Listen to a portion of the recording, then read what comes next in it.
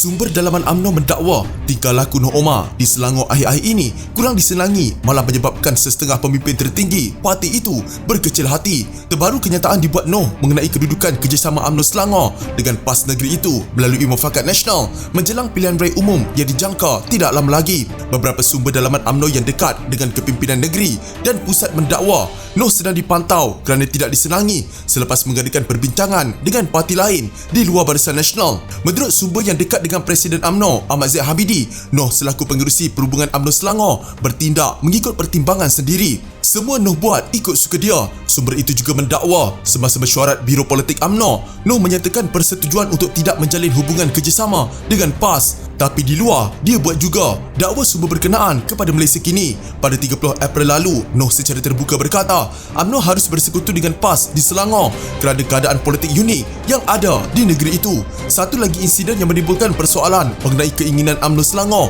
untuk bebas melaksanakan strategi berbanding pusat ialah apabila salah seorang orang kuat Noh secara terbuka menjemput Menteri Keuangan Tengku Zafrul Abdul Aziz untuk diletakkan sebagai calon di Sungai Besar. Pelawaan dibuat Jamal Mat Yunus yang juga Ketua UMNO Sungai Besar itu ditafsirkan kepimpinan UMNO Pusat sebagai satu bentuk perbezaan pendapat dengan kepimpinan parti. Menurut laman web Dewan Negara, Tengku Zafrul tidak menyertai mana-mana parti politik tetapi dikatakan saluan dengan Presiden Bersatu Muhyiddin Yassin.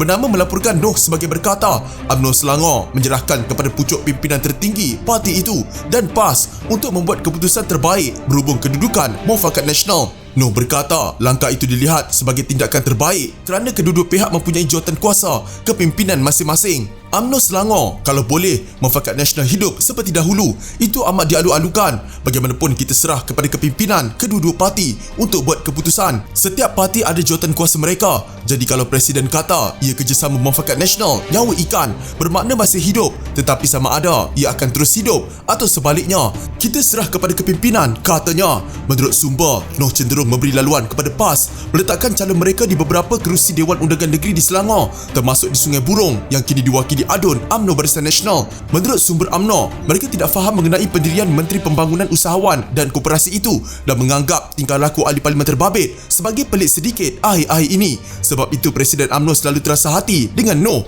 Dia memang suka macam tu. Jamal tu budak dia, katanya, yang kini memegang jawatan penting dalam parti. Bagaimanapun sumber itu mendakwa setakat ini tidak ada sebarang petanda menunjukkan parti akan mengambil tindakan ke atas Noh. Lagipun watika untuk membolehkan seseorang menjadi calon pilihan raya dikeluarkan Presiden, bukan Noh, katanya. Terbaru Setiausaha Agung UMNO Ahmad Maslan mengesahkan penyertaan Tengku Zafrul yang sebelum ini dikenali sebagai tokoh perbankan ke dalam UMNO.